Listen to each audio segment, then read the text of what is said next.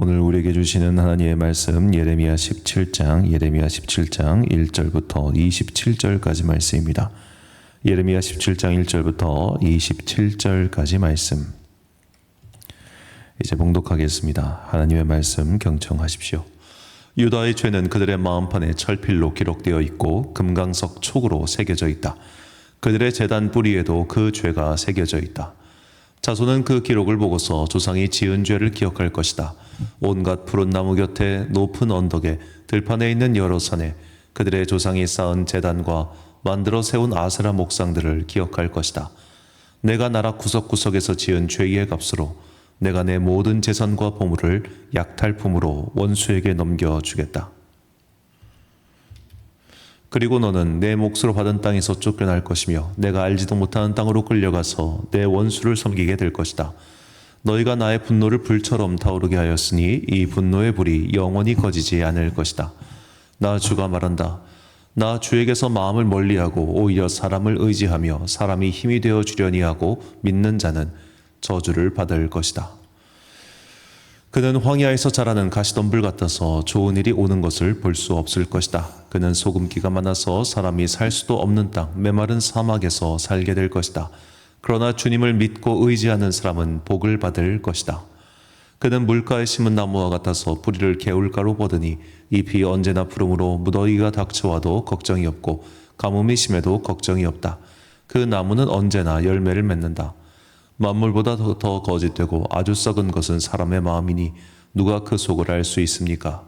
각 사람의 마음을 살피고 심장을 감찰하며 각 사람의 행실과 행동에 따라 보상하는 이는 바로 나 주다. 불의로 재산을 모은 사람은 자기가 낳지 않은 알을 품은 자고새와 같아서 인생의 한창 때에 그 재산을 잃을 것이며 말년에는 어리석은 사람의 신세가 될 것이다.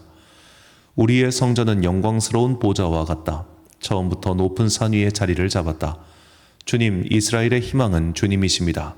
주님을 버리는 사람마다 수치를 당하고 주님에게서 떠나간 사람마다 생수의 근원이신 주님을 버리고 떠난 것이므로 그들은 땅바닥에 쓴 이름처럼 지워지고 맙니다.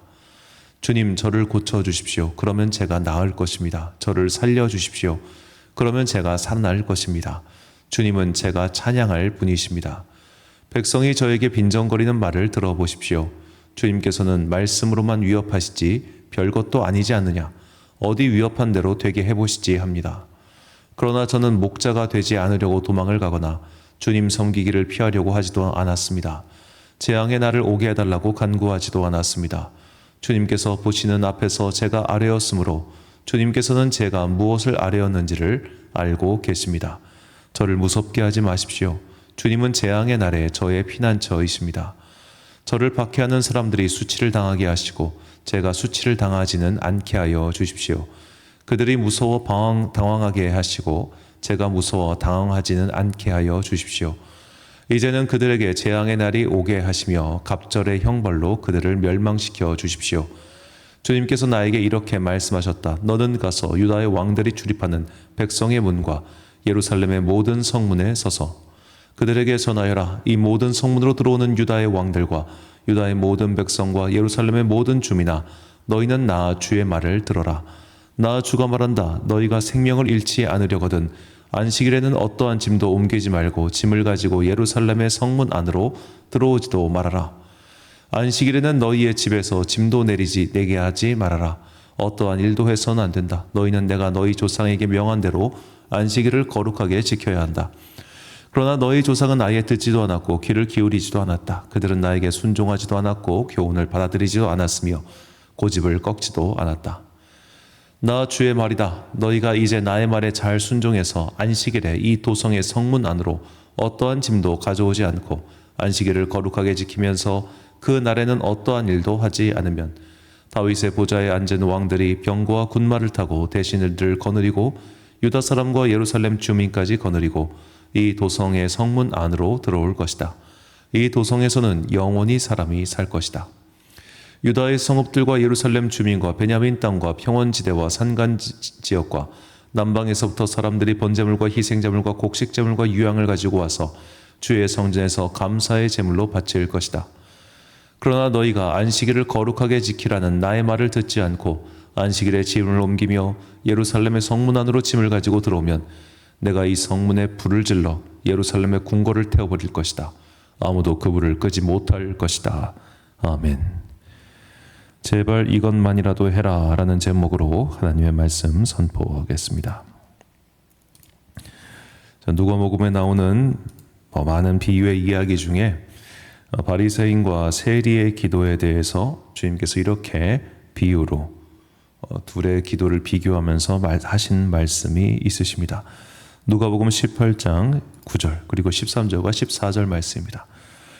또 자기를 의롭다고 믿고 다른 사람을 멸시하는 자들에게 이 비유로 말씀하시되 세리는 멀리 서서 감히 눈을 들어 하늘을 쳐다보지도 못하고 다만 가슴을 치며 이르되 하나님이여 불쌍히 여기소서 나는 죄인으로소이다 하였느니라. 내가 너희에게 이르노니 이에 저 바리새인이 아니고 이 사람이 의롭다 하심을 받고 그의 집으로 내려갔느니라. 무릇 자기를 높이는 자는 낮아지고 자기를 낮추는 자는 높아지리라 하시니라. 아멘. 자, 하나님께서 싫어하시는 많은 것들이 있지만 특히 성경에서 봤을 때 하나님께서 유독 싫어하시는 것이 바로 교만입니다. 교만의 특징은 자기 잘남이죠.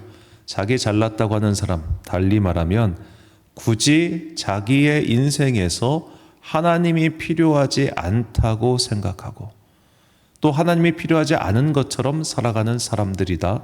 그렇게 말할 수 있겠습니까? 자, 바리새인의 기도를 잘 살펴보면 바리새인에게는 하나님이 필요하지 않습니다. 나는 당신이 없이도 당신의 도움이 없이도 이미 의로운 삶을 살고 있기 때문이지요. 그러나 세리는 그렇지 않았습니다. 그저 나를 불쌍히 여기소서라고 반복해서 말할 뿐이죠.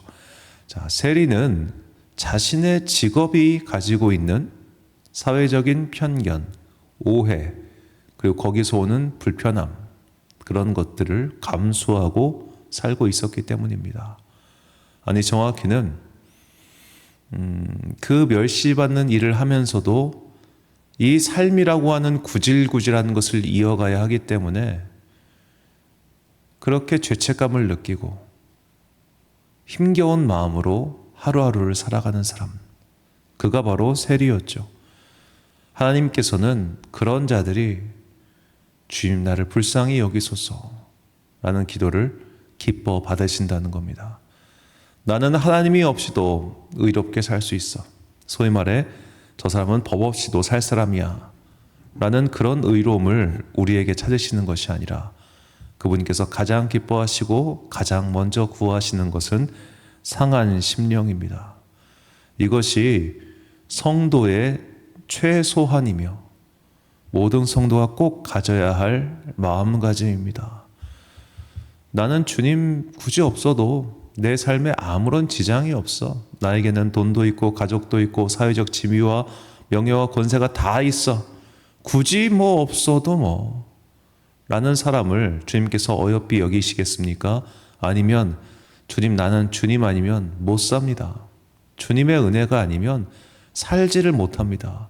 더구나 주님 저는 살면서 이런 잘못을 저지르고 있고 이런 상태에서 벗어나지 못하고 있습니다. 주님 나를 용서해 주소서 라고 하는 사람의 그 기도를 주님께서 안 들어주시겠습니까? 아주 극단적인 예를 들어서 포주가 있다고 칩시다. 그 포주. 자, 포주도 먹고 살기 위해 그 짓 하는 거 아닐 거예요. 비록 못된 짓이지만. 자, 그 포주가 기도하는 거예요. 하나님, 제가 진짜 이거 하기 싫은데 배운 게 도둑질이라고 이거밖에 할 줄 모릅니다. 세기를 열어주시고 도와주세요. 라고 할 때 그의 기도를 외면하시겠습니까? 네가 당장 그 포주직 그만두면 내가 네 삶을 풀어줄게. 이렇게 하시는 경우도 있겠지만 실제로 이제 이런 분들과 함께 목회를 하셨던 그 최일도 목사님이 그런 이야기를 해주신 적이 있어요. 어느 이제 사창가에서 일하시는 그 포주 한 분이셨어요. 그분이 나도 정말 교회를 다니고 싶은데 이 담배랑 술에 너무 쩔어가지고 이거를 당장 끊지를 못하겠다. 내가 이거 끊으면 교회 나갈게요. 그러니까 목사님께서 그냥 나오라고. 그게 뭐가 그래 중요하냐고. 이런 말씀을 하셨던 것을 이제 대학생 때 일화로 들어주셨습니다. 그 일화가 오랫동안 기억에 남더군요. 그런 것들을 정당화시키려고 하는 것이 아닙니다. 자, 오랜 세월 동안 그거에 완전히 인이 박혀 있는 사람들이 있죠. 자, 그런 사람들이 당장에 그것을 끊지 못하고 주님, 이거 하나 못 끊는 나를 좀 불쌍히 여겨주세요. 내가 정말 이거 끊고 싶은데, 이거 정말 이제 그만두고 싶은데 주님 나에게 성령의 은혜를 내려주셔서 이거 끊게 해주세요. 그 기도를 외면하시겠냐고. 우리가 정말로 주님을 필요로 해서 구하는 자의 그 간구를 들어주신다는 그 최소한을 우리가 꼭 기억해야 합니다. 그 최소한을 잊어버린 채 그저 삶의 최대한만 추구하면 기초가 무너진 땅에서 건물을 짓는 것과 똑같죠. 가장 최소한의 마음가짐, 우리는 주님이 필요해. 이것이 오늘날 우리가 꼭 가져야 할 최소한입니다. 자, 오늘 본문에서도 하나님께서 이스라엘 백성에게 너희가 그 최후의 멸망을 피할 수 있는 최소한을 가르쳐 줄게 라고 하시면서 이 안식일을 거룩하게 지키라고 명령하시죠. 본문 24절과 25절 말씀. 여호와의 말씀이니라 너희가 만일 삼가 나를 순종하여 안식일에 짐을 지고 이 성문으로 들어오지 아니하며 안식일을 거룩하게 하여 어떤 일이라도 하지 아니하면 다윗의 왕위에 앉아있는 왕들과 고관들이 병거와 말을 타고 이 성문으로 들어오되 그들과 유다 모든 백성과 예루살렘 주민이 함께 그리할 것이요 이 성은 영원히 있을 것이며. 자, 하나님께서 이 말씀은 너희가 안식일을 거룩하게 지키면 내가 심판하지 않을게 이 말씀이 아닙니다. 자, 하나님께서는 완전히 너희들을 멸망시키실 생각이셨습니다. 이 성문이 완전히 다 불타고 없애버리고 여기에 풀 한 폭이 안 남을 정도로 정말 싹 다 쓸어버리겠다. 이게 하나님의 심판 일환이었습니다. 이제 중재안을 내놓으십니다. 그러나 너희가 안식일을 지금이라도 거룩하게 지키면 내가 최소한 이 성은 남겨줄게. 완전히 다 없애지 않고 내가 요것만은 남겨줄게. 심판이 없다는 게 아니에요. 심판의 강도를 좀 줄이시겠다는 거예요. 자, 이렇게 이것이 하나님께서 선지자를 통해서 내놓으신 중재안이셨습니다. 자, 아마도 하나님께서는 문맥상 봤을 때 이 중재안을 내놓으시면서도 이 사람들이 이거 안 들을 거를 알고 계셨을 겁니다. 자, 본문 9절과 10절 말씀. 만물보다 거짓되고 심히 부패한 것은 마음이라. 누가 능히 이를 알리오마는 나 여호와는 심장을 살피며 폐부를 시험하고 각각 그의 행위와 그의 행실대로 보응하나니. 자, 만물보다 거짓되고 심히 부패한 것은 마음이라. 이 말씀이 먼저 나오고 그 뒤에 나오죠. 즉 문맥상 봤을 때 하나님께서는 내가 너희 속내를 다 아는데 너 이거 해봤자 안 들을 거야. 그래도 너희에게 최후의 안을 제시해. 이런 것이 아니었을 거예요. 즉 하나님께서 그들에게 원하셨던 최소한은 안식일이라도 거룩하게 지키는 것이었습니다. 그 뒤에 찾아오는 안식년, 희년 그리고 기타 율법 제사들 여기까지는 일단 모르겠다. 이 가장 기본적인 것 이거 하나만이라도 제발 똑바로 해라. 이게 하나님의 말씀이셨습니다. 오늘 우리도 마찬가지입니다. 아마 지금 저와 함께 있는 분들 중에 주일 성수 안 하는 분 한 분도 없으실 겁니다. 이것을 이제 하나님이 원하신 최소한은 주일 성수다라고 말할 수도 있겠지만 적어도 우리 믿는 사람들에게는 한 걸음 더 나아가는 기본이 필요하죠. 그것은 내가 주님을 필요로 하는가 아닌가입니다. 주일날 교회 나와도 주님이 필요하지 않은 사람들 많습니다. 주일날 교회 와서 예배를 드리고 앉아는 있지만 사실은 그의 마음속에 주님이 요만큼도 필요하지 않은 사람들 많습니다. 우리가 그런 수준이라면 과연 정말로 마지막 때의 심판에서 내 이름은 없을 거야 라고 단정적으로 말할 수 있을까요? 우리는 주님께서 기뻐하시는 일을 해야 합니다. 그리고 주님께서 가장 기뻐하시는 것은 우리가 전심전령으로 그분을 필요로 할 때입니다. 어떤 이유에서 주님 나의 죄를 용서해 주시고 나를 불쌍히 여기시고 오늘도 나를 지켜주옵소서.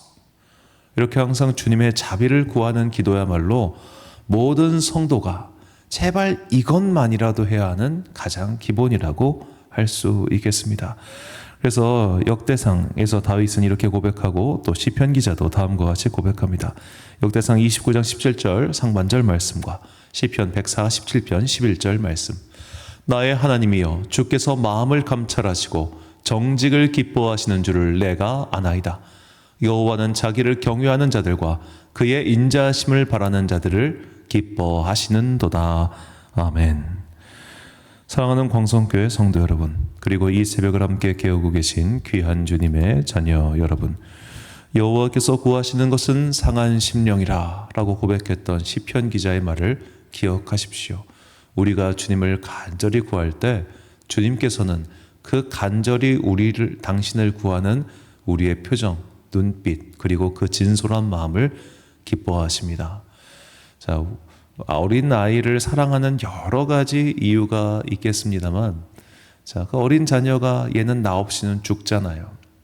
그 마음 때문에 우리 안에 더욱더 용기가 생기고 에너지가 생기고 세상을 살아갈 힘이 생기는 것 아니겠습니까? 저는 하나님의 마음도 어쩌면 비슷하지 않을까 그런 상상을 해봅니다. 나는 아빠가 필요해, 나는 엄마가 필요해, 그렇게 징징징징 오면서 달라붙는 그 아이의 눈빛을 어느 부모가 거절할 수 있겠습니까? 주님께서도 우리는 주님이 필요해요. 정말 말 안 듣고 힘들지만 그래도 우리는 주님이 필요해요. 그렇게 오는 자들의 간구를 외면하지 못하시잖아요. 사사기에 나오지 않습니까? 그래서 지금 와서 이제 예레미야 때의 유다의 백성들은 이제 그런 것도 안 하는 거예요. 사사기의 백성들은 심판받고 어려움에 처하니까 그래도 주님께 매달렸어요. 하나님 한 번만 더 도와주세요. 그걸 외면하지 못하세요. 근데 지금 저들은 기도도 안 해. 구하지도 않아. 불쌍하게 여겨달라고 말하지도 않아. 그러니까 심판이 온다 하는데 아니야, 안 올 거야. 에이, 평안할 거야. 에이, 무슨 심판이야. 이게 다 우리 사랑하시고 좋아하신다고 했어. 이렇게 룰루랄라 거리고 있는 거죠. 그러니까 안식일이라도 제대로 지키라고 하는 하나님의 최후의 중재안이 이들에게는 거의 먹히지가 않는 상태인 거죠. 자, 우리가 이렇게 어떤 마음, 주님께 자비를 구하는 마음으로 기도하고 간구하는 것, 이것은 정말 중요합니다. 내가 예배 시간에 교회에 나와 있어도 이런 주님의 자비를 구하는 마음이 이만큼도 없다면 우리의 예배는 결코 하나님께서 기뻐 받으시는 그런 제사가 될 수 없겠죠. 항상 가장 기본기, 나는 주님이 필요해. 나는 주님의 은혜가, 주님의 도우심이, 주님의 자비가 필요해. 이 마음을 회복하시고 또 정직하게 내 마음을 돌아봐서 우리가 왜 주님이 필요한가, 항상 이것을 기도하고 묵상하고 간구하고 무엇보다 이것을 우리의 기도 안에 녹여서 주님의 기쁨이 되는 여러분과 제가 되시길 예수님의 이름으로 축원합니다. 기도하겠습니다. 사랑과 은혜가 풍성하신 아버지 하나님, 우리는 주님의 기쁨이 되기를 원합니다. 주님께서 기뻐하시고 원하시는 것은 상한 심령, 즉 나는 이대로는 안 돼, 나는 이대로는 안 돼. 오직 주님의 은혜가 필요해, 주님의 사랑이 필요해, 주님의 도움이 필요해. 나는 주님이 아니면 안 돼요. 하나님 나를 도와주세요. 라고 간절히 기도하는 그 심령을 원하신다는 것, 이것을 깨닫게 해주시니 감사합니다. 우리가 이것을 먼저 해야 합니다. 의롭게 사는 것, 정직하게 사는 것, 바르게 사는 것, 봉사하고 섬기고 아름답게 사는 것 물론 중요하지만 가장 먼저 필요한 주님이 아니면 나는 안 돼요 라고 하는 주님의 자비와 은총을 구하는 그 마음을 회복시켜 주옵소서. 내가 내 마음을, 내 영혼의 상태를 볼 수 없기 때문에 우리는 그렇게 교만하게 행동하고 있습니다. 주여, 이 시간 우리에게 깨우치게 하시는 성령님의 은혜를 베풀어 주사 우리의 실태를 바라볼 수 있도록 은혜 베풀어 주옵소서. 오늘 하루도 참 좋으신 우리 주님의 은총과 평강을 구하며 하나님의 자비와 도움을 구하며 살아가는 주의 자녀들 되기를 간절히 소망하오며 이 모든 말씀 우리 구주 예수 그리스도의 이름으로 기도드립니다. 아멘. 오늘의 기도 제목입니다. 하나님의 아들 예수 그리스도시여 나를 불쌍히 여기소서. 예수님께 진심으로 나의 불쌍한 처지를 아뢰고 솔직한 도움을 구하십시오. 정직하게 자비를 구하는 자의 간절한 기도를 주님께서는 외면하지 않으십니다. 오늘 주신 기도의 제목 가지고 기도와 묵상에 힘쓰는 하루 되시길 바랍니다. 기도하겠습니다.